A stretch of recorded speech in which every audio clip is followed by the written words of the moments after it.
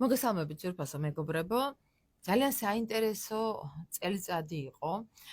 ვნებათა ღელვა იყო ძალიან მაღალი. შევეცდებით რომ რაღაცნაირად შევაჯამოთ და დავდოთ დასკვნა რა ხდება ისეთი რომ აი ესეთ მართლა გახურებული თავების მსოფლიოში საქართველოს შეძლო ესე ლამაზად, ესე მშვიდად, აი ასე გაეარა პერიოდი, რომელიც ერთ-ერთი ყველაზე ურთულესი იყო. რატომ მინდა ეს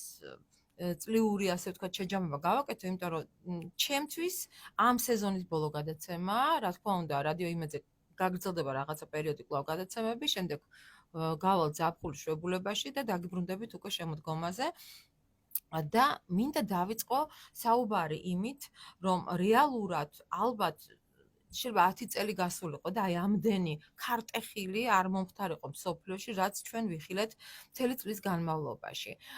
ის ქვეყნები, რომელიც წარმოუდგენელი იქნებოდა, რომ ბოლოს და ბოლოს ისევ ერთმანეთში კონფრონტაციაში მოვიდოდნენ და ეს ბოლო რაც მინდა გითხრათ, ეს არის აზერბაიჯანის და სომხეთის, ასე ვთქვათ, ბჭყალებში, მაგრამ გაერთიანება რუსეთის წინააღმდეგ საერთოდ არანაირ ლოგიკურ თამაშებში არ ჯდება, ხო? მაგრამ ვინ დააწესა ლოგიკა პოლიტიკაში და ვინ თქვა, რომ რაღაცა შეიძლება ახსნათ ლოგიკურად. მთელ აი ამ ამბავში საქართველოში მეტეოროლოგიურადაც კი მშვიდობიანი ზაფხული გვაქვს. რატომ? იმიტომ რომ იწვის ევროპა, ხედავთ თქვენ რომ ძალიან რთული და მძიმე ზაფხული დაუდგა ევროპას. არავინ არ გამორიცხავს რომ ჩვენთანაც შეიძლება დაცხეს, მაგრამ ცით რა 40 და 45 გრადუსით საქართველოსთვის ყოველთვის ნორმალური ტემპერატურა იყო, ასე რომ არაფერი განსაკუთრებული არ ხდება. იმისთვის სალაპარაკოთ, რომ მოვიცალეთ როგორც იქნა, რომ რაღაცნაირად ცალკე გადავდოთ პოლიტიკური ვნებები და დაუთმოთ ეს ჩვენთვის განკუთვნილი დრო, რა ენერგეტიკული ბალანსი ჩამოყალიბდა საქართველოსთან მიმართებაში, რომ ბევრი პროცესი, რომელიც შეიძლება მძიმედ წარმართულიყო, გაცილებით მშვიდობიანად წავიდა. კი ბატონო, შეიძლება სწორი პოლიტიკა არის, კი ბატონო, შეიძლება რაღაცები პოლიტიკურად ხდება, მაგრამ ფაქტია, რომ სხვა ენერგოველში მოვხვდით, სხვა ენერგეტიკა გვიცავს და ვინ თუ არა ერეკლე შონია ყველაზე კარგად იწვის აი ამ ენერგობალანსს, რომელიც ქვეყანასთან დაკავშირებით ხდება. მკვლევარი ისტორიკოსი ერეკლე მოგესალმები, ჩემი ძმაც არის, ამიტომ რა თქმა უნდა თქვენობით არ ვესაუბრები. ერეკლე, მოდი დავიწყოთ იმითი აი რითიც დავიწყე რა ეს გადაცემა და მართლა მინდა შეჯამება გავაკეთო. რა ხდება ასეთი თითქოს გააქტიურდა ენერგოველი, თითქოს გააქტიურდა ადამიანების რაღაცა, შეიძლება იმდენი ილოცეს ჩვენზე ეკლესიებში და ბერებმა, რომ რაღაცნაირად თითქოს გავიარეთ ის უბედურების დერეფანი, რომელიც გასავლელი გვქონდა. არა, ჯერ ესე არ არის, იმიტომ რომ თვითონ კრიზისი დედამიწაზე არ დასრულებულა, გრძელდება, მაგრამ ფაქტი ისაა, რომ ფარველობა დიდი აქვს ამ ქვეყანას. ამ ქვეყანაზე მარტო არ ვამბობთ, ვამბობთ კავკასიას ვამბობთ, საქართველოს მის გული თავისთავად. ეხლა როცა ვამბობთ ამ ფარველობაზე, ღვთისმშობლის ფარველობაზე, ისეთ ადამიანებს, რომელსაც არაფერს არ ჯერა, ეცინება ამაზე და დაგვსვინიან ხოლმე და გონიათ რაღაც ცუც ვამბობთ, მაგრამ ფაქტი ისაა, რომ ცუდი კი არ არის და კი არ ქართველები კი არ ზეიმობთ მარტო ამით, არამედ ამ ვითვალისწინებთ და ვაცნობიერებთ იმ დიდ პასუხისმგებლობას, რომელიც არის ეს წირთხლედრობა. და აქედან გამომდინარე ჩვენ გვმართებს პირველ რიგში რაღაცა გონიერი ქცევა, გონიერი აზროვნება, გონიერი სულიერი რაღაცა მშვიდი მიდგომები ამ პერიოდში და ეს ჩვენთვის არის პასუხისმგებლობა, რომ გაცილებით უფრო ადვილია უწესო ცხოვრება და უწესოდ რაღაცა ყოფნა, ხო, ეს წესი არ ნიშნავს მარტო რაღაც დაწერილ კანონებს, ეს არის პირველ რიგში დაუწერელი კანონები.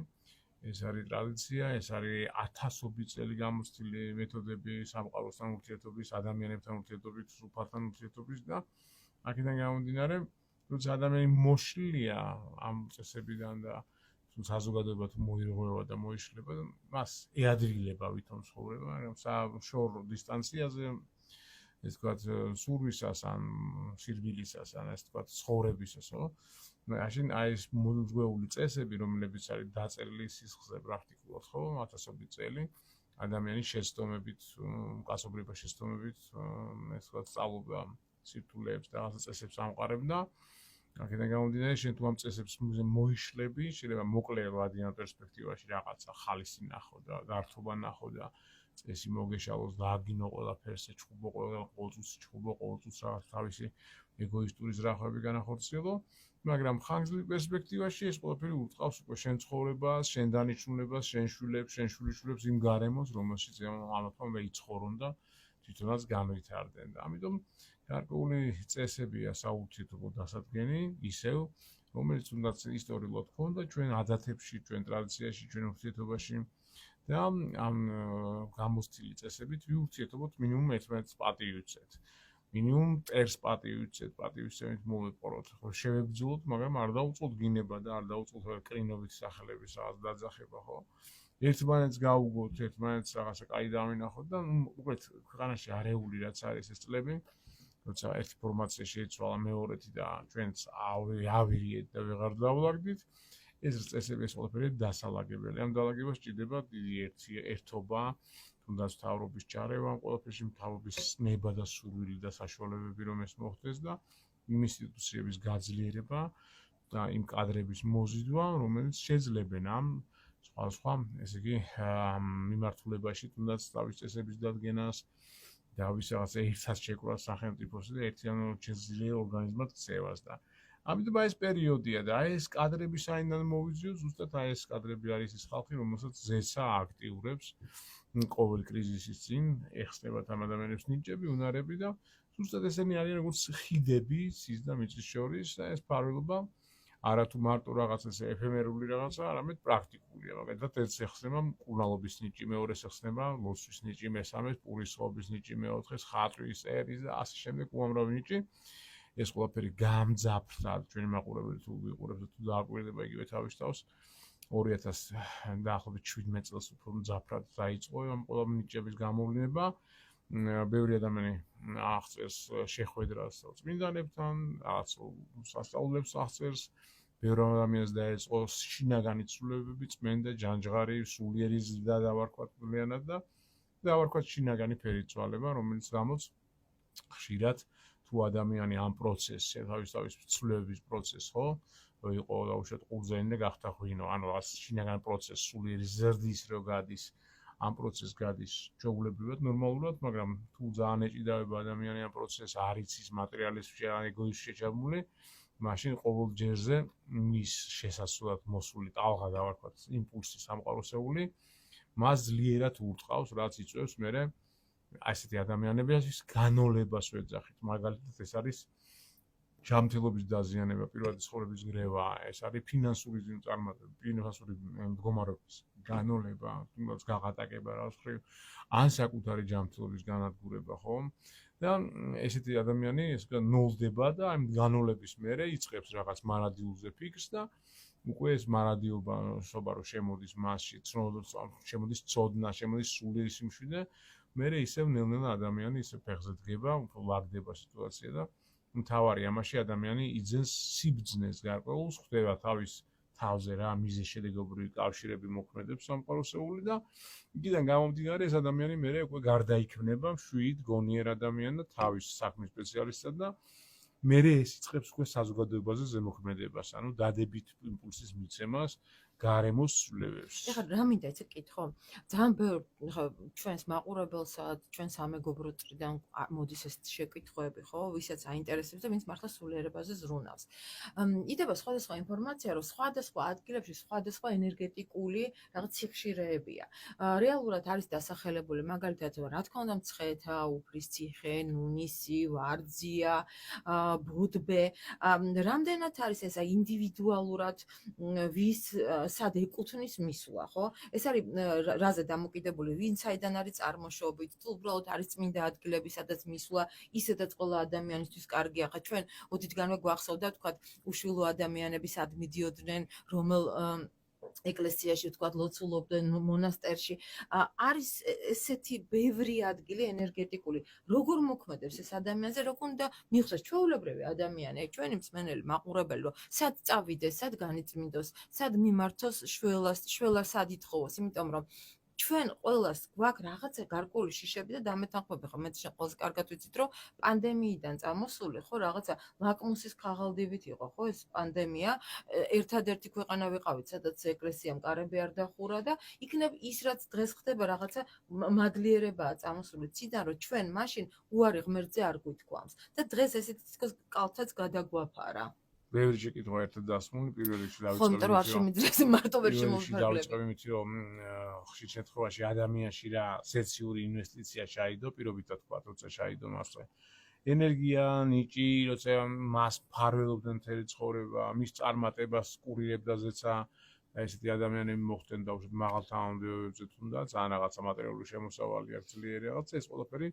ხდება რაღაცის გამო. ეს რაღაც არის ზუსტად იმ სოციუმის და იმ გარშემო ყოფის სიტუაციის შეცვლა, დახმარება და თან ეს ინვესტიცია საიდანაც ჩაიდო, იმ ქვეყანაში ამით დახარჯვა. ამიტომ ათობით წელი წასული ჩვენი თანამემამულენი, ეხლა ეს პერიოდი, როცა არის კრიზისები დედამიწაზე, ყოველ გადაცემაში ამ ხალხს მოუწოდეთ, რომ დააბრუნდით, მით უმეტეს თუ ჩაგერთოთ ნიშნები და უნარები, დააბრუნდით, ქვეყანა სჭირდებით, თუ არ ბრუნდება ეს ხალხი, მათი ჯანჯღარი იწყება, პრობლემები ჯანმრთელობაში, იგივე რაც დავასახელე ფინანსურ თემატიკაში და ოჯახის თემატიკაში და რაც უფრო მნიშვნელოვანი ადამიანი მით უფრო მეტად ჯანჯღარებს ეცა, ეს ჯანჯღარი შეიძლება მივიდეს თუნდაც ახლობლების ან შვილების გარდაცვალებამდეც კი. და რომ ეს ხალხი მეტი ჩამოვიდეს აქ და აქ გააგრძელონ მოღვაწეობა. ამიტომ ზეც არის ძალიან მკაცრი. ზეცაზე ის ძალები, რომლებიც კურირებენ ამ მიწას, ხო, ამ ქვეყანას, ეს ხალხი აქედან გადასული იქით წმინდანები დავარქვათ, რომელიც ზოგიერთი მეფე იყო, ზოგიერთი ბერი იყო, ზოგიერთი წამებული, ზოგიერთი რა რა, ამასა თავის ცხოვრება არ დაინდეს აქ ყოფნისას და შეეწირენ ჩვენ ყოფას და ეხლა იქ გადასულები, იქ ჩვენ ეგოიზმის შემხედვარენიან, ჩვენში რომ დებენ რაღაცას, ჩვენ გვეხმარებიან და ამ დროს ჩვენ დადაშაულებრივ მოქმედებაში ვართ, თავისთავად ისინი შეგვაჯანჯღარებენ და ამ ჯანჯღარს მე ადამიანები გზნობენ და უშუალოდ იგივე ცხოვრების არევით რომ ვამბობ და იგივე არის ხოლმე შემთხვევები, როცა მაღალი თანამდებობის პირია და რომელს აფრთხილებ და უშუალოდ რომ მოდის რაღაც სირთულეები და ეს ადამიანი არ მიიღებს ხუშ და მე იწყება ამ ადამიანის ჯანჯღარი დაჟჯა ჯანმრთელობით, თანამდებობრივად და ყველანაირად. ახლა როგორ აუხსნა ეს ადამიანს, რომ ეს ადამიანი კი არ გიშვება ამას ან პარტია რომელიღაც, არამედ ზეცინაური პროცესებია შენზე ჩართული და ზეციური პროცესების მიზანში ხარ ამოღებული, რომ მთელი ცხოვრება შენ თუ რამეს მიაღწიე და აშენე დიდი სახლი, თანამდებობა ქონდა დიდი ყველაფერი, ეს ზეცის დახმარებით იყო. არა, ამაობა კი არა. ეს ზეცის დახმარებით მოხდა ყველაფერი და როცა შენ საჭიროება რომ შეისმინო ერისთვის საჭირო რაღაც ამას არ აკეთებ, ამიტომ ეს ზეცად იწყებს დაჟჯას შენსას და შენ შვილებისას. ეს ერთი და ემიგრაციასთან დაკავშირებით. ემიგრანტებთან დაკავშირებით პატრიარქმა ხო გააკეთა, ჯერ კიდევ არაფერი არ იყო მაშინ დაწყებული, როდესაც მოუწოდა დაბრუნებისკენ, ხო 2019. ხო, ამიტომ ემიგრაციასთან დაკავშირებით იმ ადამიანებს, რომელსაც ნიჭები აქვს და ამ ადამიანებთან ხშირი შეხვედრა გვაქვს, კვირაში ნუ რამდენიმე ათეულ ადამიანს ასაც ხვდებით ინტერნეტით და ასე შემდეგ. ვისაც ნიჭები აქვს და ვისაც ნუ უწერია ზეციდან რომ ეს უნდა დაბრუნდეს აქ, ქვეყანაში უნდა დაბრუნდეს. თუ სხვა შემთხვევაში გამოდის რომ აგი თავის მალავს სირთულეების დროს და ეს დამალვა არც მისთვის არ არის კარგი და არც მისი ოჯახების. აქ არანაირი დამუქრება არ არის, აქ არის ელემენტარულად მექანიზმის ჩვენება. ანუ ჩვენი ხალხი ჭირდება ჩვენ ქვეყანას. რა ინვესტიცია ჩაიდო, ის უნდა მოხმარდეს თავის ქვეყანას. თუ აქ ვერ ჩამოდიხარ, მაშინ იქ უნდა აკეთო ქართული საქმე და ასე შემდეგ რა და ამიტომ ძალიან რთულია ის ზეციური კავშირი, რომელიც არსებობს. ძალიან საპასუხისმგებლოა ის მფარველობა და ის წილხვედრობა. ამიტომ ადამიანი ჩემთან როცა მოდის რაღაც სიხარულით, რომელსაც გაეხსნა რაღაც ნიჭები და უნარები, მე ვაცნობ იმ პასუხისმგებლობას და ხშირ შემთხვევაში კმაყოფილი არ რჩება ხოლმე ამ მოსმენილით და გონია რომ მე რაღაცას ვაბუქებ, სანამ არ შეუყვება და სანამ არ გადააკვირდება თავის ცხოვრებას. რა ხდება და ამიტომ აქ არის ძალიან დიდი სერიოზულობა საჭირო ამ საკითხთან დაკავშირებით, რადგანაც ეს მფარველობა, ეს ნიჭები, უნარები, ეს შეერთება ზეცასთან, ეს არის იმისთვის მოცემული, რომ ეს ერი გადარჩეს. აი ეს ამ ერმა შეადგინოს მდგრადობა, ყველანაირი ეკონომიკური მდგრადობიდან დაწყებული, ფსიქოლოგიურიდან დაწყებული, დამთავრებული ეკონომიკური მდგრადობით და თავდაცვით და ყველაფრით. ამიტომ ეს არ არის რამე ან ჩემი ან ვინმე ერთი ადამიანის ფანტაზია, ეს არის ნაკრები ინფორმაცია. ეს არ არის ახალი გამოგონებული, მთელი ისტორიის განმავლობაში ეს ერი ესეთი ზემოქმედების და ესეთი მფარველობის ქვეშ იყო. და აქედან ზოგიერთი ადამიანი ამ მფარველობას აღიქვავდა, როგორც დაუშვათ ქვეცნობიერად გრძნობდა რამეს და გადმოცემდა და პოეზიაში გადმოცემდა, ზოგიერთი გადმოცემდა ქადაგებაში, ზოგიერთი გადმოცემდა უშუალოდ გადმოცემდა სიასამეთყოლებებში, ნახატებში და ასე შემდეგ. ამიტომ ეს ერი არის ძალიან ნიჭიერი ესეთი ხალხი და გესმით ხოლმე ხანს გაიგონიათ უბრალოდ რომ ბევრი ადამიანი რომელსაც ნიჭები გაეხსნა, ბევრი ადამიანი რომელსაც ხატვის ნიჭი გაეხსნა, ბევრი ადამიანი რომელსაც ქადაგების ნიჭი გაეხსნა და სპორტი თუნდაც ჩვენ დავიბრუნეთ, თუნდაც ხო, ჩვენ ეს სპორტსმენებს რომ მნიშვნელოვანია. მოусმენ გონია რომ მოძღვარი გესაუბრება, როცა თელი 90-იანი წლები იყო ეს დაბაიბურებული იყო ეს ყველაფერი და პრაქტიკულად 90-იანი 2000-იანი წლები არანაირ ესეთ ვთქვათ მოძღვრებას და რაღაც სერიოზულობას ვერ მოისმენთ ხო, აქ ძალიან საინტერესოა ეხლა სრულიად უბრალო საუბარში, უბრალო ბიჭები, უბრალო ქცევი და არანაირი გადარეული თანხებზე და ან მანქანებზე რაღაცა და უბრალოდ ყოველ ჯერზე უფალს ახსენებენ და სხვას მოუწოდებენ სიჯანსაღისკენ, ხო და ეს ხო დავინახოთ რომ ეს არ არის უბრალოდ მოდა, ეს არის რაღაცა ისეთი, რომელიც ამ ერის თვითორგანიზების უნარია და ამ ერს ასე აღვიძებს სწორი ღირებულებების მქონე ესეთ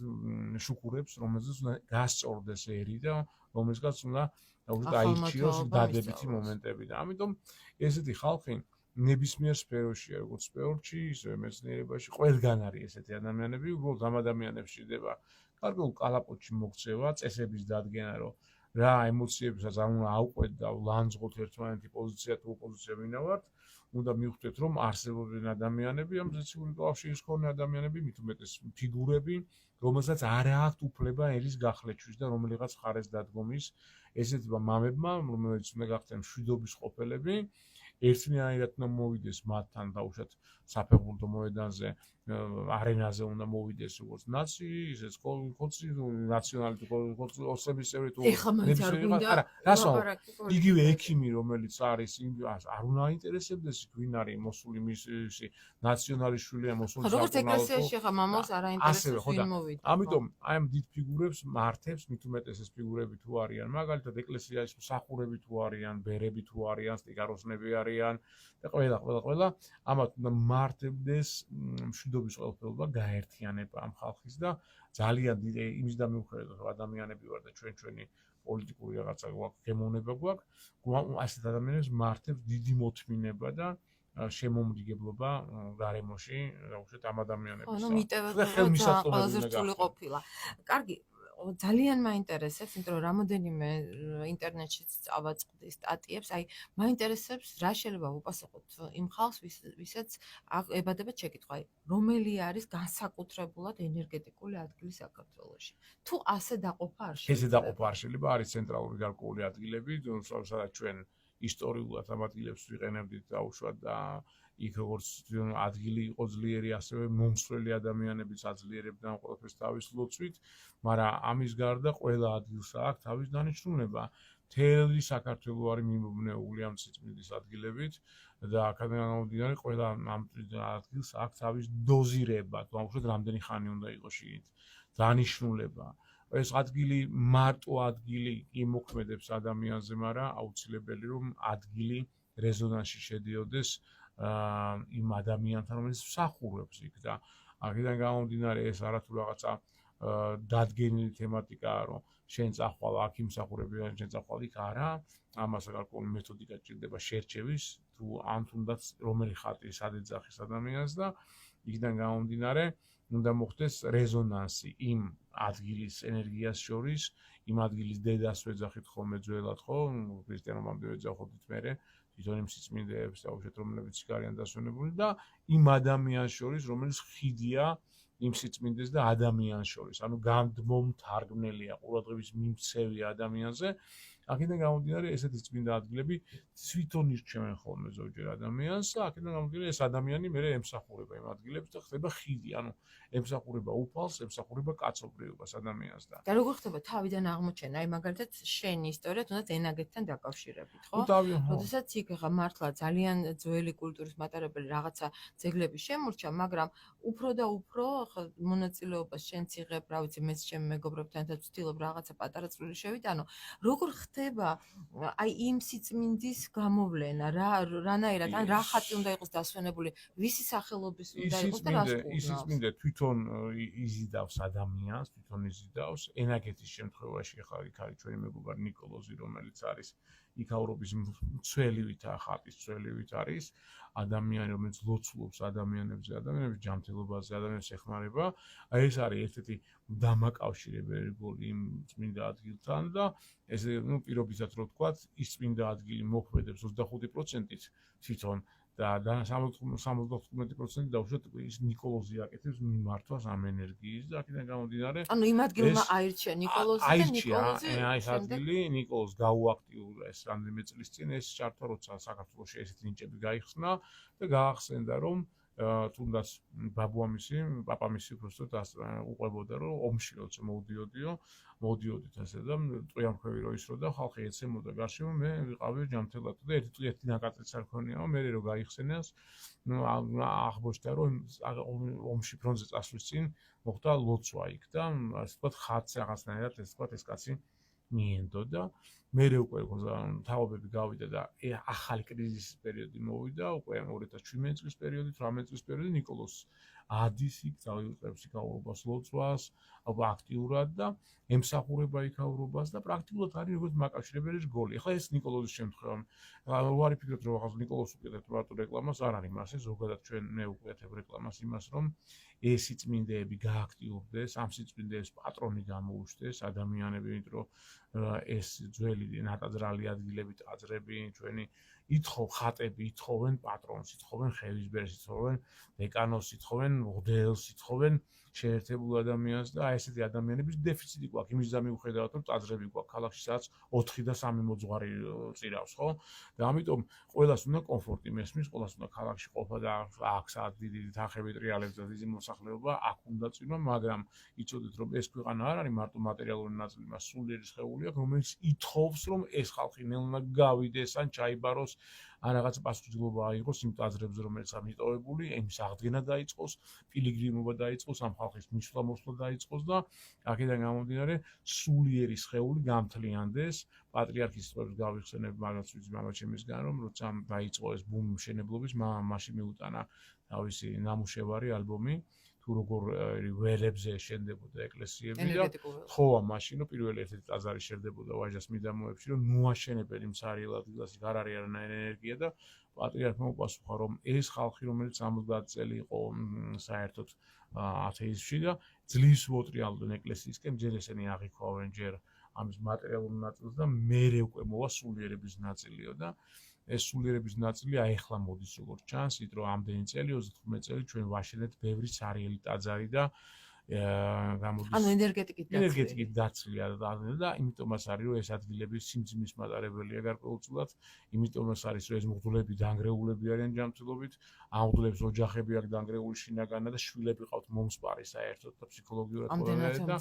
ამიტომ რთულ სიტუაციაში არიან და ეს იმიტომ არ არის რომ ქრისტიანობაა ცუდი ან მართლმადიდებლობა ცუდი, ის იმიტომ არ არის, უბრალოდ ჩვენ ისეთ ადგილებში ვატარებთ ამ ყველაფერს, რომელიც არის ჩვეულებრივი საყოფა ცხოვრება ადგილებზე ავაშენეთ ეკლესიები და ჩვენი უშე შემთხვევაში ეგო დავაკმაყოფილებთ ამისინი, ამიტომ მოდის სულიერების ნაწილი. სულიერების ნაწილი ეს არ ნიშნავს რომ მივადგეთ და ვანგრიოთ ეს ეკლესიები, მაგრამ სულიერების ნაწილი არის რომ ის რეალური სულიერი სხეული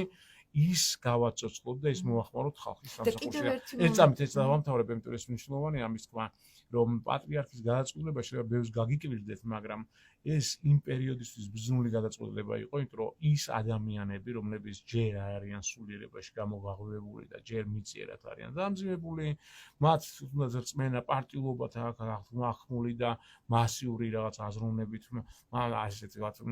ესე მიუდგებიან და ეჯიბრებიან ერთმანეთს მარხვაში, სამარხო ტორტების ჭამაში და ასე შემდეგ, ასე შემდეგ, ასე შემდეგ. ამ ხალხის იმ სიწმინდეებზე შეშვება არ შეიძლებოდა და ზუსტად აი მცარიელ ტაძრებში უნდა ელოცათ, ამიტომაც საფეხური მოხდა რომ ამათმა ჯერ ხორციელად დაინახეს ეკლესია და ამის მერე უნდა მოვიდეს სულიერად დანახვა ამ ეკლესიის, სულიერი სხეულის. ამიტომ იყო საჭირო რომ ეს გაგველ 40 წლიანი ეს ციკლი გარკვეული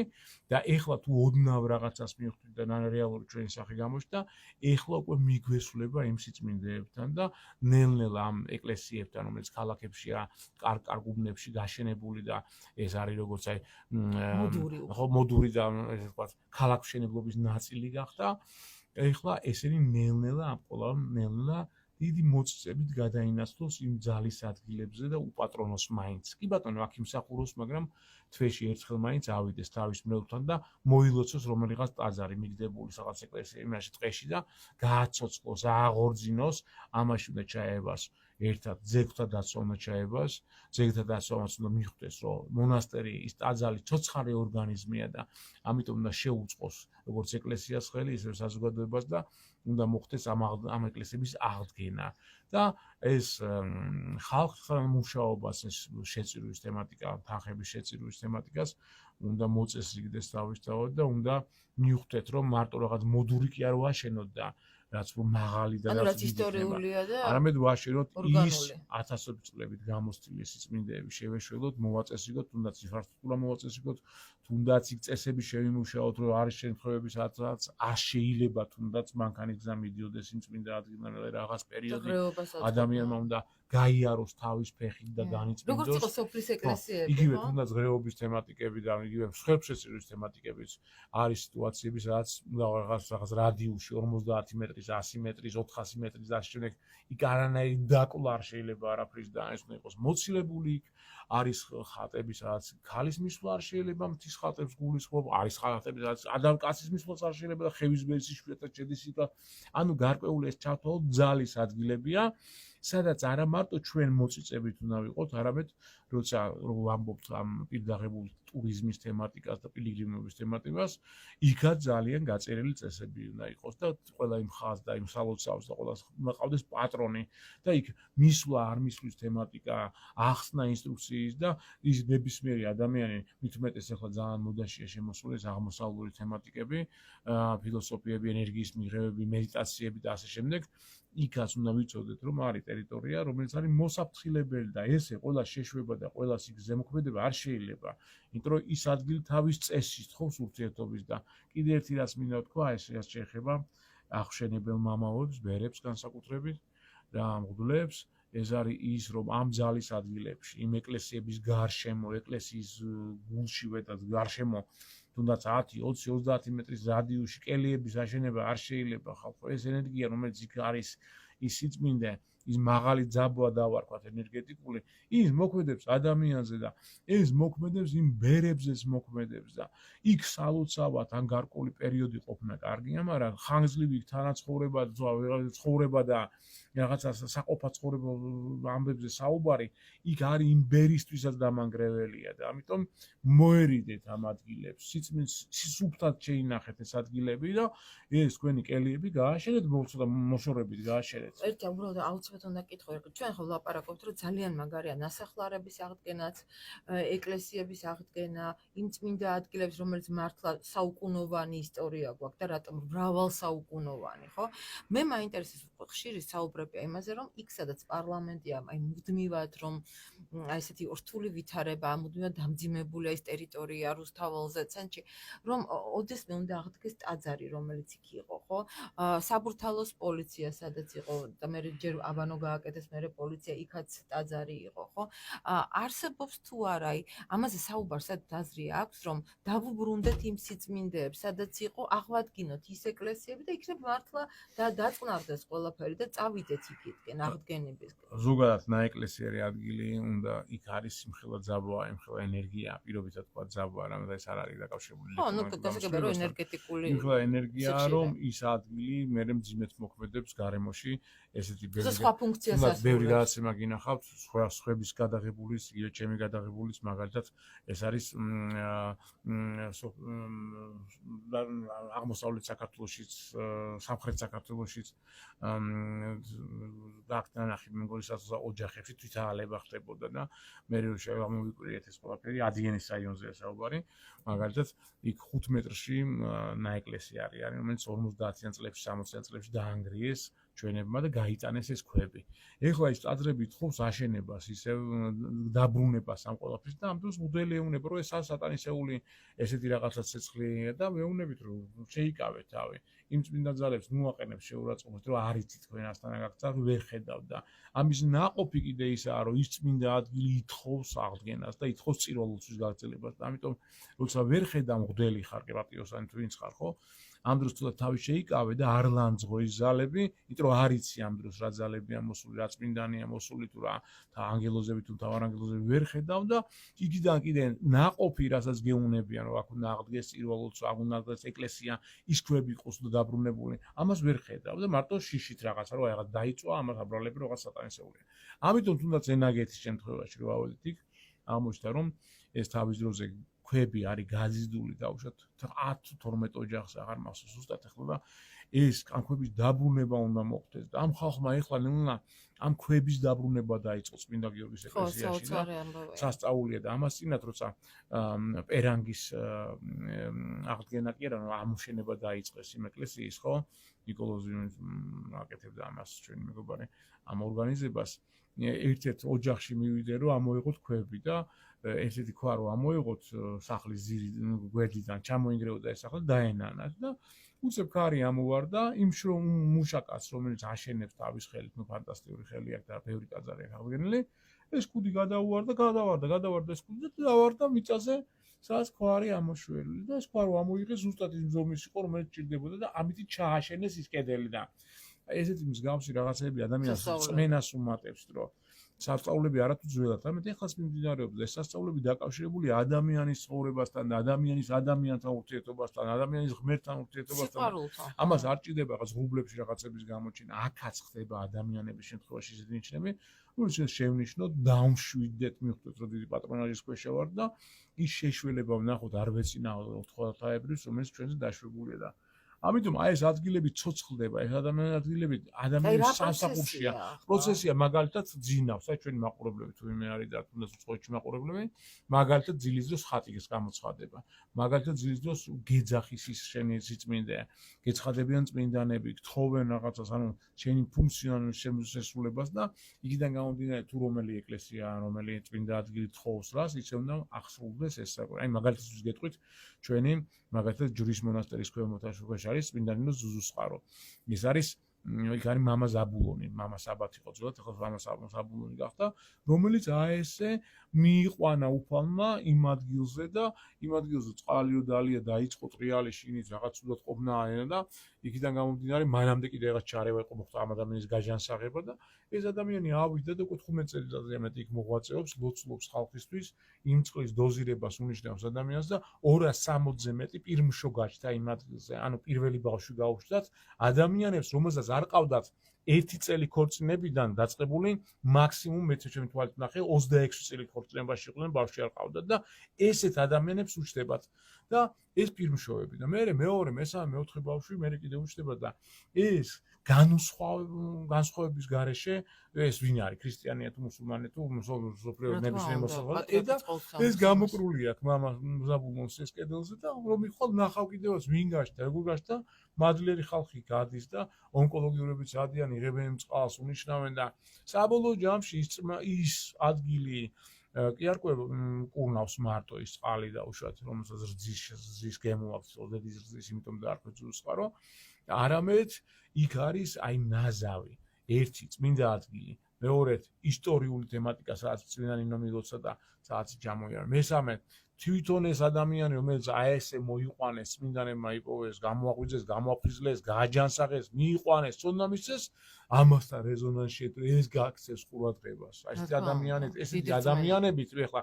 1-2-ზე არ ვამბობ ბევრია ესეთი ჩვენთან წმინდანები და უბრალოდ ამ ხალხს დაფასება ჭირდება და მინიმუმ არ ჭირდება ეს ხალხს ლანძღვა არ შეიძლება ლანძღოთ ვიცოდეთ რომ ყველას თავის ფუნქციონალი აქვს აი ესეთი ადამიანით ხო ეკეთება ჩვენზე ყურადღება და ჩვენს თავარი ამ დროს მიმსვლელები როცა ვართ ზუსტად აქ მუშაობს ის სახარებისეული თემატიკა რომ მე კი არ განკურნეო შენ ესო ამბობს არამედ ჩემ არ წმენამ გაკურნა ამიტომ ის კომპონენტი თვითონ შინაგანი განწყობის ჩემი რწმენის თუნდაც პლასებოს ეფექტის თუნდაც ხო ის დამხვედრი რომელიც ჩემზე სამყაროსო ყურადღებას მიმაპრობს ის მინდა ადგილი აი მის კომპოზიცია ერთად ამისი სინთეზი ხო იძლევა სასწაულებს როცა მართლა უშვილოებსაც ან ონკოლოგიებსაც გაჯანსაღება ხდება და ამიტომ ეს ვერ მოგიყვებით ყველაზე იმიტომ ყველა არ ვიცი რომ მაგრამ იმის გარდა ბევრია ყველგან არის ესეთი ხალხი და ყველგან თუნდაც ჩვენი ეხლა აი მინდა აუცილებლად ვახსენოთ რომ 40 ჯერ არ გასულა ჩვენი მამა ივანე ჯიშკარიანი ესე იყო სერაპიონი, ყველასთვის ცნობილი როგორც მამა სერაპიონად, რომელიც ლომისაზე იყო და იყო სასწაულმეთქუედი მამაო, რომელიც კურნავდა სიყვარულით, კურნავდა ცოდნით, ამან შეაჯირა მთელი მსოფლიოს ეს თქვა ცოდნა და ქრისტიანულ ჭრილში ხედავდა ამ ყველაფერს და ეს ადამიანი როგორც ცხოვრებაში აკეთებდა განკურნებას და ძალიან კაი მოწაფეები დატოვა, ესე მისი გარდაცვალების მერე მისი მადლი მოქმედებს და აქ დავა აჯანსაღებები. აღარ ვამბობ უკვე მამა გაბრიელზე და სხვა წმინდანებზე რა, თუნდაც დუმარე ბერზე, რომელიც თავისთვის არის და ლუმს და რაღაცა ხალხს შველის და ამ დროს გამოვდივართ ვიღაცა და ვლანძღავთ და აბა ხალხო ერთი საღამომდე გავჩერდეთ არ ვისაუბროთ აბა თუნდაც ეს ჯვარი ავიღოთ დუმარების შევძლებთ ამის დაჭერას ერთი თვე არ ვისაუბროთ აგერ კოვიდი რო იყო რამდენიმე ხანი სოციალური იზოლაციის გამო ჩაიკეტეთ სახში და ნახევარზე მეტი ნორმიდან გადახვედით და ამიტომ არ გვინდა ამ წმინდა მამების და ამ ადამიანების ლანძღვა და აი ფეხით მოსროლე ბერების ლანძღვა იმისი ყველას თავის ფუნქცია აქვს. უფალმა გააცვით რა რაციო ამბობთ ხოლმე და რაციონალური აზროვნები და აქედან გამომდინარე ჩვენ არც ვიცით ვიში ასე წმინდა დავს და რა ფუნქციონალიზებს და მინიმუმ რაც შემიძლია გირჩიოთ ეს არის რომ ნუ ლანძღავთ ერთმანეთს მოეშვით ლანძღვას პატივი ისეთ ამბერეს პატიესეთ ერთმანეთს და არ ჭირდება შეჯიბრება ვინ არის უფრო წმინდანი უფრო ძლიერი და გაანებეთ ამას საქმეს ჩვენ საქმე არ არის იმიტომ რომ იმ დოზით რასაც დოზით ჩვენ ვიბრირებთ რასაც რა დონეზეც ვართ იცით ადამიანებს ვიგრავთ და აქედან გამომდინარე მაცალეთ კაცო მე შეიძლება გავიზარდო რაღაცა ვისწავლო რაღაცა მზად გავხდე რომ მე სხვა წმინდანის რაღაცა ცოდნა მივიღო ხო მე პატარა ვარ ამ დროს და ამ დროს რაღაცა ან ამიტომ შევეშვათ ვინმე მადლობა ეს თემა არის ძალიან დიდი ძალიან დიდ სიყვარულს დიდ თმენას მოითხოვს ამაზე საუბარი და გააზრებაც სამწუხაროდ ჩვენი დრო ამოიწურა მე მინდა დაგამშვიდობოთ ძალიან დიდი მადლობა მე კიდე მინდა მომავალ ესე იგი სეზონამდე ახალ სეზონამდე დაგემშვიდობოთ და იმედია რომ ძალიან მშვიდობიანად შევხვდებით ერთმანეთს ნახვამდის